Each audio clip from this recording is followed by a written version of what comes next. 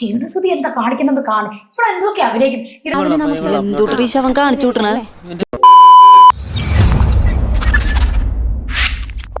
എന്താണ് ചോദിച്ചോളൂ എന്താണ് അറിയേണ്ടത് ചോദിച്ചു പ്രതീഷ് തമ്മിലുള്ള ഗോസിപ്പ് അതെന്തിനാടാ പന്നിപ്പ പറഞ്ഞതല്ല പിന്നീട് വരെ അവസരം കിട്ടിയില്ല തമ്മിലുള്ള റിലേഷൻ അതാണ് ഞാൻ പറഞ്ഞത് മഞ്ഞപ്പിത്തം ഉള്ളവർക്ക് മഞ്ഞായിട്ട് മാത്രമേ തോന്നുള്ളൂ എനിക്ക് തോന്നുന്നില്ല മനസ്സിലെ ദുഷിച്ച ചിന്തകളും വൃത്തികെട്ട ചിന്തകളുമാണ് അവർ കമന്റിലൂടെ പുറത്തുവിടുന്നത്. എനിക്കിതൊന്നും മറുപടി പറയാൻ അറിയാൻ വേണ്ടല്ല, പക്ഷെ ഇത്തിരി സംസ്കാരം ഉണ്ടായി പോയി. ഫാമിലിയാണ് ഞങ്ങളുടെ ഫാമിലി. അത് കാണുമ്പോൾ അവർക്കുണ്ടാകുന്ന ഒരു വല്ലായ്മ അത് ഈ മണ്ടന്മാരായ ജനങ്ങൾ അറിയുന്നില്ല.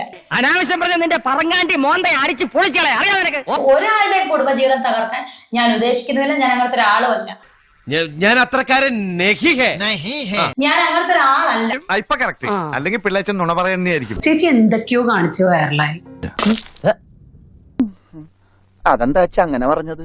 അത് എന്താ നമുക്ക് ആവശ്യമുള്ളതൊന്നും അല്ല കാണിച്ചേക്കുന്നേ. അവൾ എന്തൊക്കെയോ കാട്ടിക്കൂട്ടി. നിർത്തി അങ്ങ് അവമാനിക്കുവാണെന്നേ.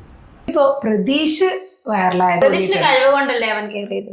വിടേണ്ട സാർ, ഇവനാളൊരു സകല എന്തുകൂടാത് വല്ലവൻ. അപ്പൊ നീയോ? ഞാനും ഏതാണ്ട് ഇതിന്റെ കൂടെ അടുത്തായിട്ട് വരും. നമുക്ക് സാധാരണക്കാരായുള്ള ഒരു കലാകാരിയും കലാകാരനും ഒക്കെയാണ്. ആര് പറയുന്നു? ഞാൻ കേട്ടിട്ടില്ലല്ലോ. അസൂയ കൊണ്ട് പലരും പറയാറില്ല, അതുകൊണ്ട് ഞാൻ സ്വയം പറയുന്നു. ഞാൻ വൈറലാകണം, ഞാൻ ഹൈപ്പിൽ കയറണം, ഇങ്ങനെ വന്ന ആളല്ല. ഒരു വെള്ളപ്പാച്ചിൽ ഇങ്ങനെ പെട്ട് ഇങ്ങനെ കയറിപ്പോയ ഒരാളാണ്. എനിക്ക് എന്നോട് തന്നെ ബഹുമാനം തോന്നിട്ട് ഞാൻ കുറച്ചേരം എഴുന്നേറ്റുന്നു. അല്ലെ ഇപ്പൊ പറയുന്നത് സോഷ്യൽ മീഡിയയെ വെറുപ്പിക്കുന്ന ഒരാളാണ്. നീ എവിടെയെങ്കിലും ഉറച്ചു നിൽക്കടാ നായിന്റെ മോനെ. എന്തായാലും ഒരുമിച്ച് അഭിനയിച്ചു, ഇത്രത്തോളമായി ജനങ്ങൾ ഏറ്റെടുത്തു.